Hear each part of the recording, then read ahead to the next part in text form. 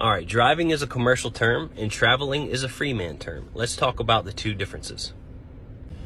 All right, driving versus traveling. So you need to understand the rules of the game if you're going to be involved in certain things. There's maxims in law which basically say if you're going to be engaged in commerce, you are presumed to know what you are doing. There's another maxim that says govern thyself or it will most assuredly be done for you. Now, when it comes to driving, let's throw on our U.S. citizen hat.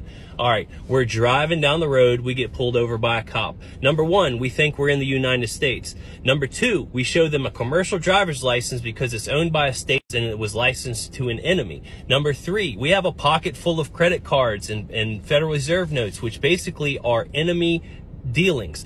Number four, we don't own the title to our car. Commerce, public commerce hurts the public. And if you don't believe me, look at the United States debt clock. All of that ticking that you see is basically public debt that harms the public. So if you're involved in those type of activities, you are an enemy. And during times of war, police have the right to inspect any belligerent or combatant to make sure they're not engaged in pirate activities. They want to know if you're trying to kill somebody. They want to know if you're trying to harm somebody. And that's why you can get a US dot number and put it on the side of your car that goes to a repository that says that you are a safe to travel person. Now, let's throw on our US or our state national hat. So we throw on our state national hat.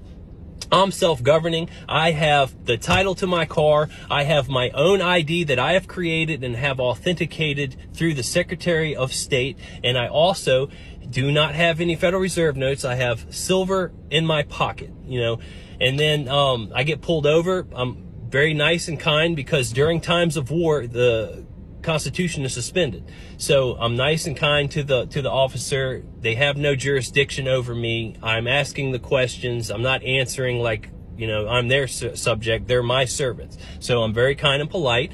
And then I'm not driving to go to engage in commerce. I'm traveling to my workplace to earn a living. But you need to understand that your straw man is receiving public debt benefit notes that is basically harming the public. So if you have that on you, you need to put it inside of a trust envelope or a trust wallet so that it is sealed and outside of view and inspection, because that kind of stuff is enemy activities. You don't want to be involved in that.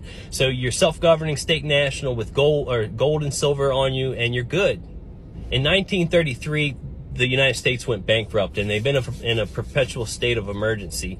Now, this is what the Wizard of Oz was all about. The Wizard of Ounce. It was about the gold that was taken and stolen away from the currency. The currency always goes through cycles since Roman times. It goes from asset backed to debased to fiat. Every fiat currency ever in history has failed.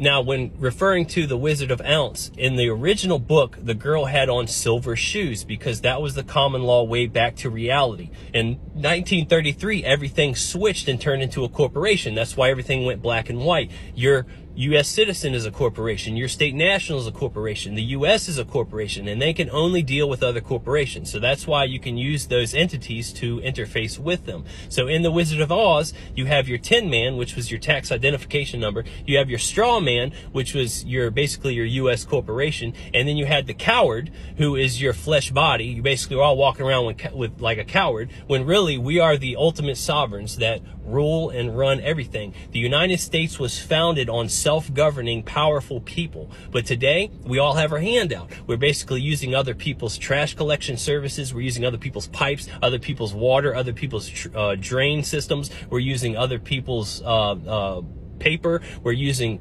public services like fire, police, and medical services and stuff like that.